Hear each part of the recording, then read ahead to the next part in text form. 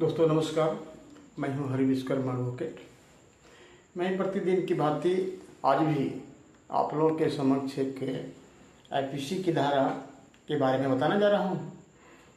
दोस्तों, पुराना कानून जो अंग्रेजों के समय से बना हुआ था, उसमें एक धारा हुआ करता था 307 ऑफ आईपीसी, 307 भारतीय दंड संहिता, इंडियन पेनल कोड इसको कहते हैं। 307 का मतलब होता था अटेम्प्ट टू मर्डर।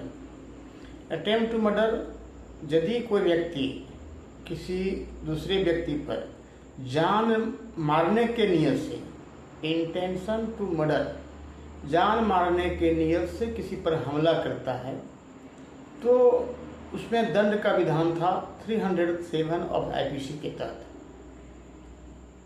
चाहे वो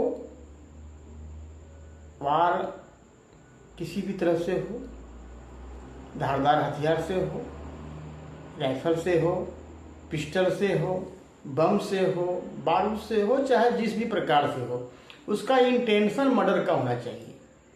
यदि जान मारने के नियत से ही यदि हमला होता है तभी 307 ऑफ आईपीसी लगता था। उसमें भले उसको इंजरी हो या नहीं हो, लेकिन उसका इंटेंशन यदि हत्या करने का है, मर्डर करने का है, तो लगेगा। ये होता था।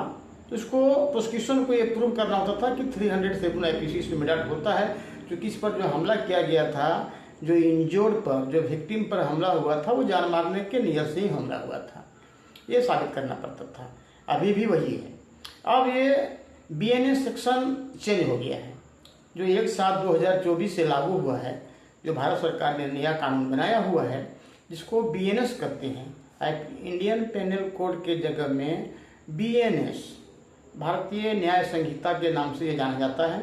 और यह सेक्शन अब 109 हो गया है, 109 सेक्शन में केवल चेंजिंग किया गया है, धारा चेंज हुआ है, विधान वही है, प्रक्रिया सारी वही है, दंड का प्रोविजन भी वही है, दंड भी लगभग सब सेक्शन में, कुछ सेक्शन में घटाया बढ़ाया गया है, अधिकांशता में तो बढ़ा ही, घटाया किसी में नहीं है, लेकिन केवल इसका नाम चेंज किया गया है, जो इंडियन पेनल कोड के जगह में बीएनएस, भारतीय न्याय संहिता के नाम से इसको जाना जा रहा है, जो 307 के जगह में अब वह धारा 109 ऑफ बीएनएस कहलाएगा।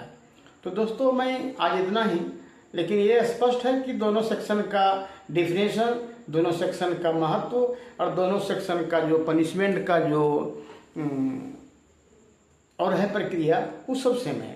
धन्यवाद। आज मैं इतना ही। मेरा यूट्यूब चैनल जरूर सब्सक्राइब करें।